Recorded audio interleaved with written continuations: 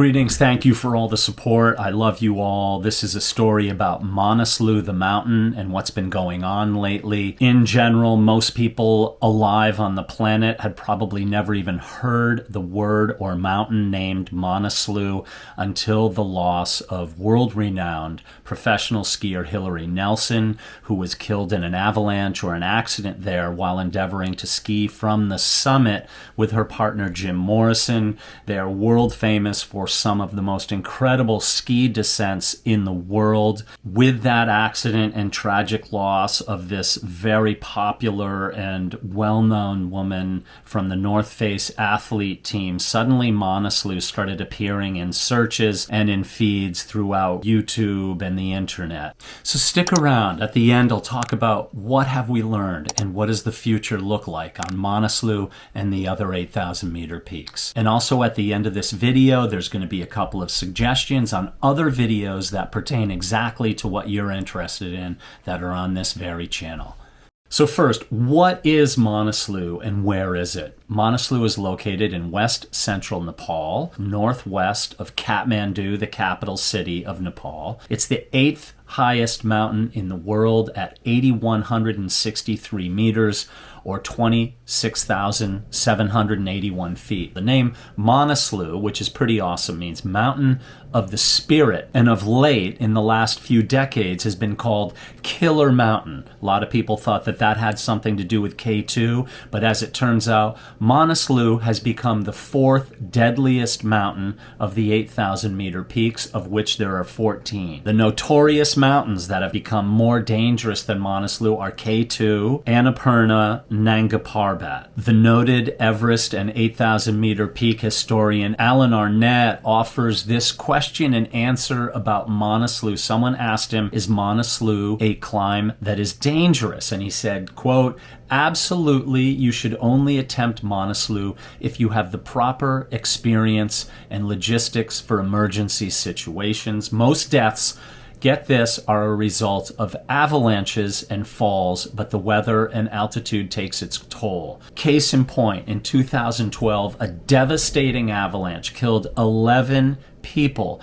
At the time, Glenn Plake, the noted American skier, was there endeavoring to become the first with 2 of his French comrades to ski from the summit of Manaslu. And until this year, 10 years later, it still had not been skied successfully until Jim Morrison completed the ski descent a few weeks ago. You know, as a side note, but I think it's really important to talk about this, is that of late, and in the last couple of decades, we've seen an immense glorification of risk and peril and adventure. Do we need to look any further than the North Face athlete team? And I'm not criticizing them. I've received a lot of support from them in terms of gear, and I've climbed with many of them, more recently Mark Sinnott and Renan Ozturk. But in some respects, essentially, it's a PR machine that glorifies the idea of taking a risk, and it does sponsor a generation to follow of people who are looking to either top it or at least, at the very least, equal it. And along the way, a lot of lives are lost. Now, I'm part of that. I can't say that I'm an innocent bystander. I've been paid to go on no less than 4 Everest expeditions, of which I was paid each time. That's how I make a living. So I'm a part of this thing. I'm not criticizing it. I'm just pointing it out. Like, what are we doing here, people? We're glorifying risk and adventure and peril, and at what cost? So Manaslu, in the post-monsoon season, post-monsoon means after the summer rains, and the post-monsoon season, traditionally in the Himalaya, is a lot colder with a lot more snow. And so why suddenly have so many people gone to Manaslu to attempt to climb it? Well, as some of you know from having watched some of my other videos recently, the idea of Manaslu has changed dramatically because a drone shot taken by a very talented drone pilot a couple of years ago showed him ascending to the summit, and I'll put the credit of him here on the video and cut to the video of it, and you can link to this Instagram page. It's absolutely spectacular footage. It essentially shows his team on the summit, supposedly, and as the drone rises up, it's very obvious that the summit is about 50 meters away at a higher distance. And so in seeing this, it was shown that the real summit of Manaslu had only been reached by very, very few people. And so immediately the purists came out saying, I guess Reinhold Messner truly hasn't climbed all the 14 8,000 meter peaks because he didn't go to that actual summit. So suddenly there's a rush of people, the new advent of mountaineering tourists who are trying to bag all the 14 8,000 meter peaks going to the actual summit. And now scale the clocks back to 1985 when the first ever guided expedition to Mount Everest took place, when David Bershears guided Dick Bass to the summit, climbing the 7 summits.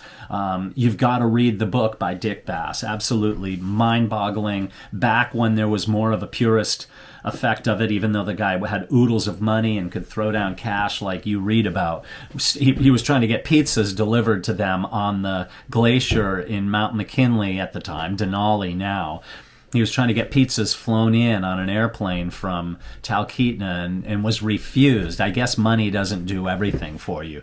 I digress. But here's why it gets so dangerous. Suddenly this year there's over 700 permitted athletes there trying to get to the top. Now, are these people who paid their dues? Are these people not like I'm anything special, but who spent years and years ice climbing and rock climbing and going to crappy little mountains nobody's ever heard of, paying their dues, getting snuck in, having to dig snow caves and getting stuck in storms and, scraping together, borrowing a few $100s here and there, selling t-shirts to raise money for an expedition to Pakistan on some mountain nobody ever heard of. No, these people are essentially now able to go there with a turn of a key or, the wiring of a deposit, because there are so many expedition outfitters out there that are saying, we can get you to the summit of these mountains.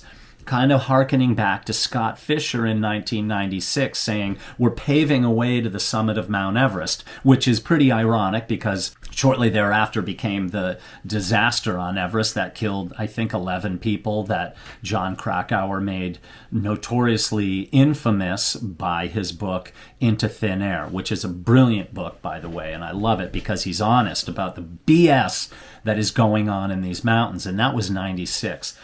I look at Manaslu and I think, here's a lot of people who haven't paid their dues. They might have the physical ability and the mental desire, but they get to this mountain and they're relying on bottled oxygen. So let me make a side note about bottled oxygen.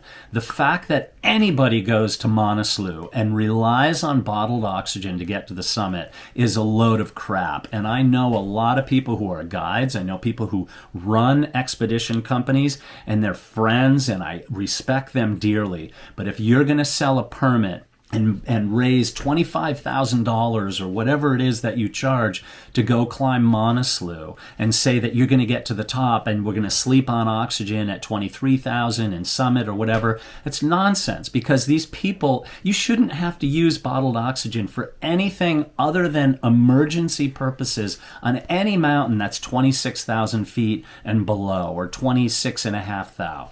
I think the only mountains that truly deserve bottled oxygen are Everest, K2, and Kanchenjunga. Lhotse, Lhotse is a 27,000 foot mountain. And then Makalu, maybe, but only as an emergency. So now what's happening is we're getting all these people up the mountain relying on oxygen, and then they're getting stuck up there in snowstorms, just like happened on Manaslu this year. My interview subject, Flor Cuenca, who did a post recently saying she had to wait 3 hours just to clip into a fixed rope to descend from Camp 3 to get down to base camp. 3 hours on Manaslu. This is the wave of the future. You go to a mountain like Manaslu, and you're going to get your ass kicked eventually. Not me, not you necessarily, but mark my word, there will be a time in the future where just 3 or 4 people dying on a mountain like Manaslu will seem like people got by scot-free. There's going to be a disaster up high. It's going to happen on K2. It's just the future of what's happening with the multitude of commercial expedition organizers who are giving very affordable tickets to the top of a mountain. Now, hundreds and hundreds went away without their summit this year. They'll all be back. Wait till next year, my friends. So, here's a question. So the deal is, what have we learned?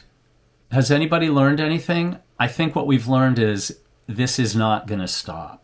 And hopefully, just hopefully, people can draw some kind of inspiration from the loss of people like Hillary Nelson, who, by people on the outside, have criticized her or that lifestyle. If you have a kid, you have no right to go off and do these things. But I don't look at anybody else and question how they bring themselves to this planet. But what have we learned? People are going to keep coming. People are going to keep dying, and more people are going to keep paying money to get up these mountains. And unfortunately, the most of the people who are going to be lost in these accidents are the Sherpa who are going there, or the porters who are going high up the mountain working on lower salaries just to bring home money to support their families who rely on them. But as I said in my previous short, what we do when we see these people is hopefully, instead of being inspired to go do something riskier or more dangerous, we look at the passion, the wisdom, the authenticity, and the drive, and the beauty of what a person is that follows his or her heart. And so hopefully we can look off into that and gain some inspiration from the recent tragedy on Manaslu. Peace out, my friends. Thanks for being here. Love you all.